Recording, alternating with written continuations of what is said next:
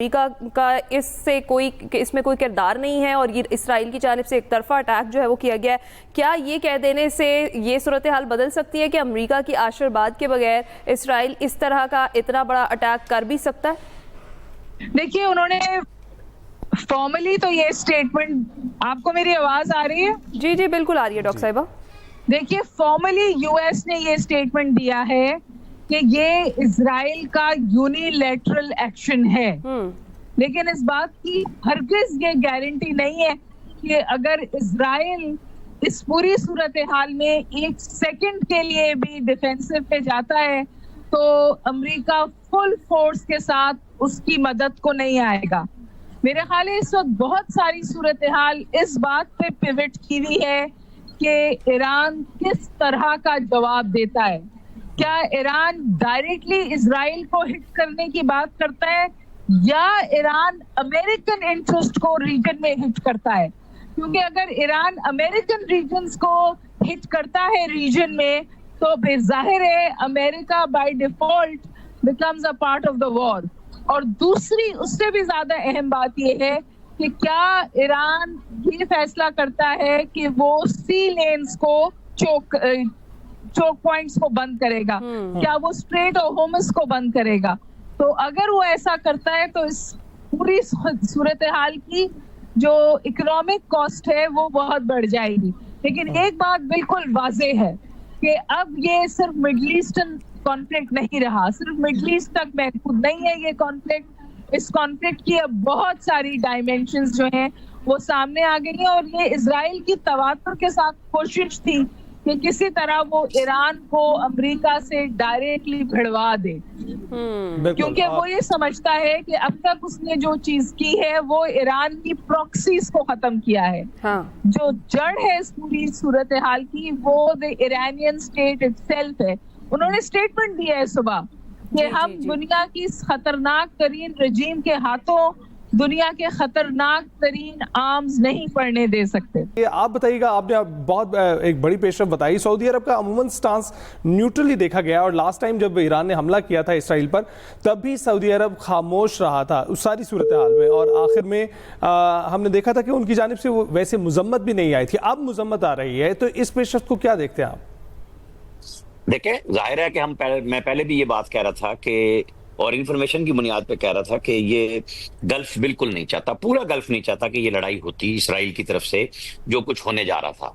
लेकिन अब उन्होंने बाकायदा इसको ईरान की जो दाखिली सलामती है उसका मामला करार दिया है, सॉवरेनिटी के खिलाफ करार दिया है। इंटरनेशनल कम्युनिटी और यूएन सिक्योरिटी काउंसिल से कहा है कि इस मामले को रोकें, इसके अंदर इंटरवीन करें।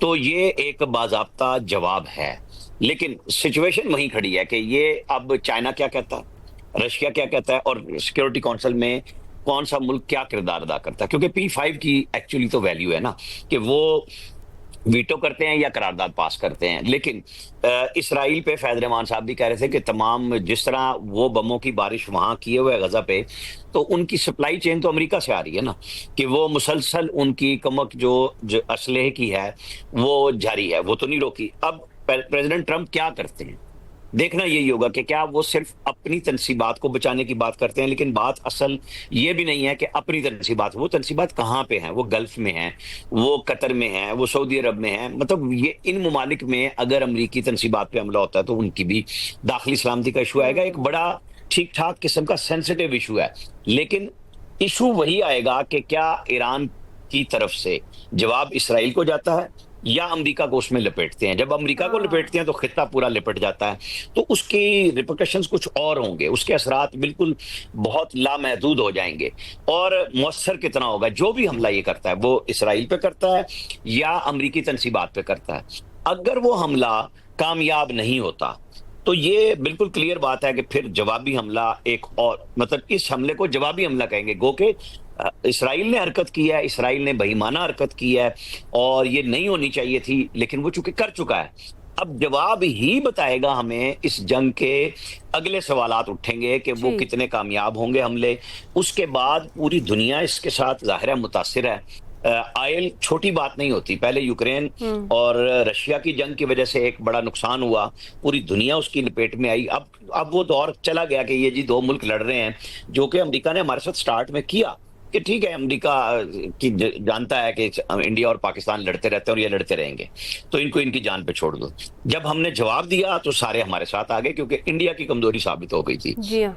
अब इसराइल के ऊपर हमला अगर ईरान करता है, जो कि उन्होंने अनाउंस किया हुआ है और वो करेंगे, वो किस हैसियत में रह गए हैं, क्योंकि अभी इसराइल के दावे मौजूद हैं, वीडियोस मौजूद हैं, उन्होंने ईरान के अंदर जाके मारा। मेरे लिए सबसे बड़ी हैरत की बात यह है कि चलें, उन्होंने हमला किया, हाँ। आपके जवाबी मिसाइल कितने चले, कितने कामयाब हुए?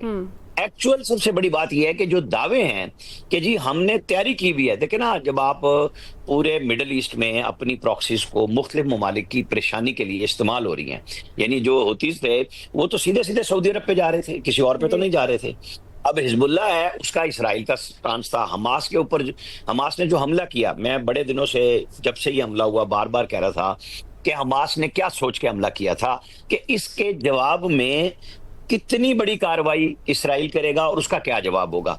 यही बात जो फैज कह रहे हैं कि जी जो मोसाद की इंटेलिजेंस है कि वो पहले वहां पे इस्माइल हानिया को वहां पे शहीद करा चुके, उनकी इंटेलिजेंस ने कराया कि उन्होंने बिल्कुल उस टारगेट किया उस फ्लैट को जहां पे वो मौजूद थे।